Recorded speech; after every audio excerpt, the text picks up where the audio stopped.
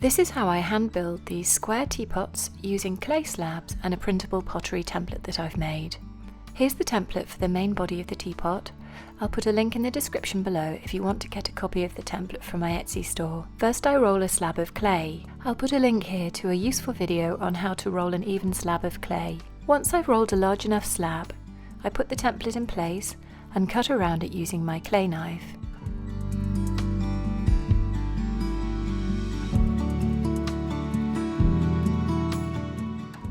The clay is very soft at the moment, so I need to put it to one side to firm up a little. If I tried to assemble the teapot with it at the moment, it would just flop around and lose its shape. So I just put it to one side on my wooden drying board and cut out the other pieces that make up the teapot. The other main pieces of the teapot are the spout, which is made up from this curvy template here,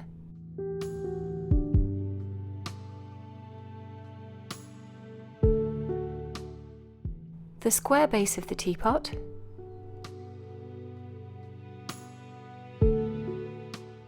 and the lid for the teapot. I'm going to need the lid to be a little bit flexible and bendy later on, so rather than putting it on paper, I put it on some plastic and put it to one side. When the big curved slab that makes up the main body of the teapot is firm but bendy, I bevel both straight long edges. Beveling means cutting the clay at an angle, so that the two edges overlap when I join them later. I score into both of the beveled edges using my clay scoring tool.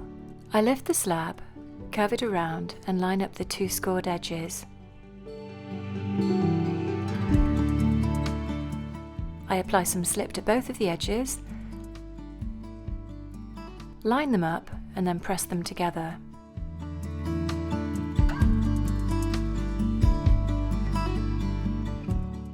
I wipe away the excess slip that has squeezed out and compress the join with my rubber rib tool. I spin the clay cone around and blend the inside join.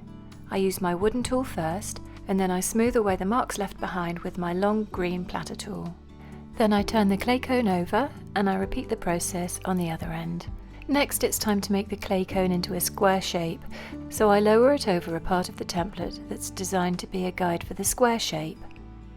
I squeeze the corners of the clay so that it follows the shape of the square on the paper template, and I use my platter tool to straighten the edges. I use my fingertips to flatten the side of the clay cone, and then I put it to one side until it's leather hard. The bottom edges of the clay cone are curved, so I use my clay shredding tool to flatten these off. Flat edges will make it much easier to attach to the base of the teapot.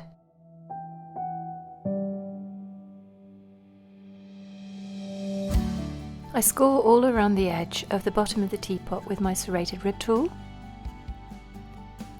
And then I'm putting my maker's mark on the bottom of the teapot now, turning it over, and then I score into the edge all the way around the edge of the bottom of the teapot too.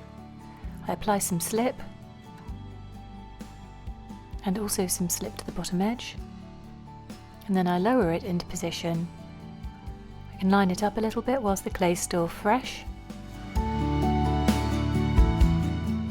and then I use my wooden tool to blend the base of the teapot onto the bottom edge. I load up a soft brush with some clay slip and I run it over the inside join. This is just to make sure that the inside join is blended nice and smooth and doesn't crack or open up when the clay is drying or being fired. Now it's time to tidy up the bottom edge of the teapot. I turn it over and peel away the piece of paper. Then I press down with my fingers just to make sure that the bottom edge is firmly attached. Then I use my wooden tool just to scrape away some of the excess clay and give it a slightly angled edge at the bottom. And I use a damp chamois leather to wipe away any marks left behind by the wooden tool, and also just to give it a nice soft round edge. Then I run the chamois leather all the way around the inside and the outside of the rim to give it a smooth round edge. This is the slab that's going to be the teapot spout. First I bevel and score both of the straight edges. It's important to turn the slab over after you've beveled one side. If you don't turn the slab, the beveled edges don't overlap when you curve the clay around. This end of the slab is going to be the tip of the spout, so I run my chamois leather over the end just to give it a round edge. I curve the clay gradually to stop it from cracking as it bends. I line the two edges up and apply some slip to both of the scored edges. Then I press the edges together and blend the join to make a smooth finish.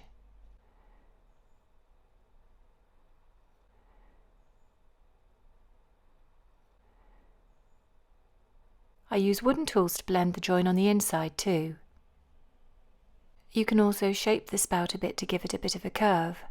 I run my finger over the outside of the teapot spout just to get rid of any cracks that might have appeared while the clay was being shaped. I line the spout up so the tip of the spout is in line with the top rim of the teapot. I mark where I'm going to attach the spout, and then using a clay hole cutter I make a series of holes in the side where the tea is going to flow out into the spout.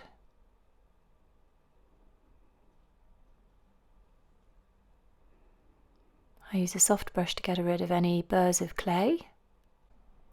I score into both surfaces, and then I apply a generous amount of slip.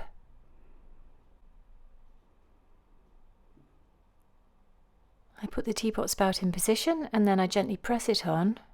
I put my hand on the inside to support it so I can apply a bit of pressure. Then I roll a thin coil of clay.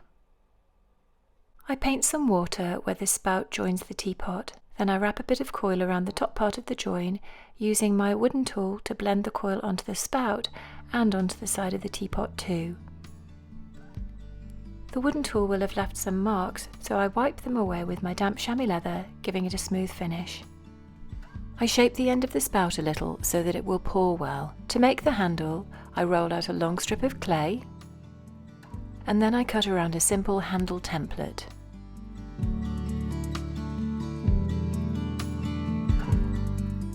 I smooth each of the edges of the handle while it's flat.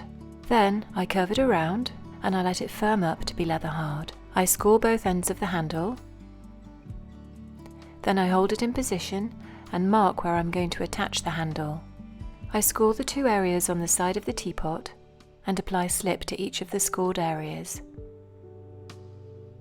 Then I press the handle into position, holding the teapot on the inside so I can press the handle on firmly.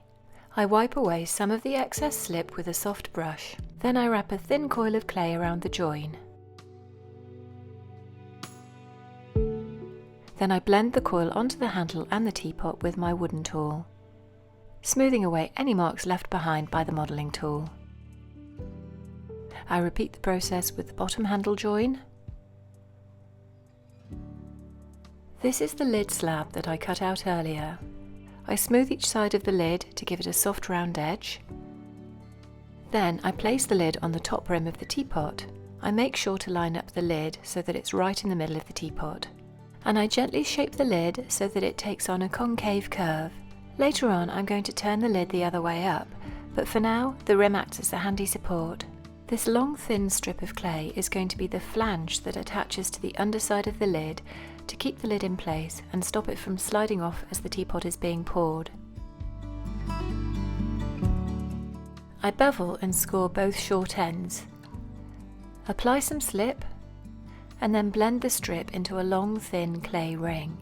I score on the underside of the clay ring and also all around the edge of the lid.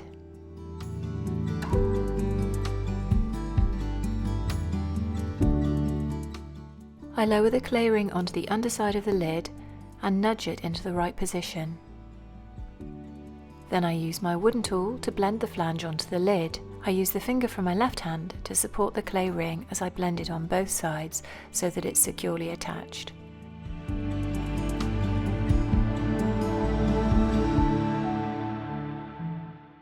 Then I use my damp chamois leather to wipe away any marks left behind and give the flange a smooth rounded finish so that it's going to come on and off the teapot easily when it's being used.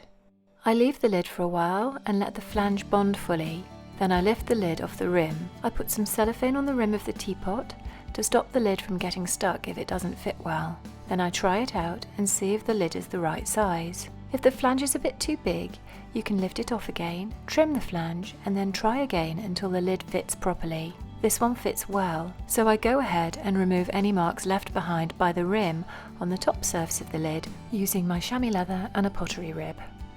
I make the knob for the teapot lid by shaping a small ball of clay into a teardrop shape and attaching it to the lid with some clay slip.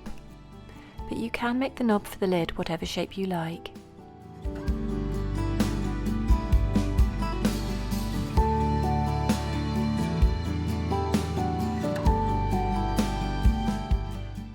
Finally, I make a small hole in the lid of the teapot called a vent hole or a steam hole.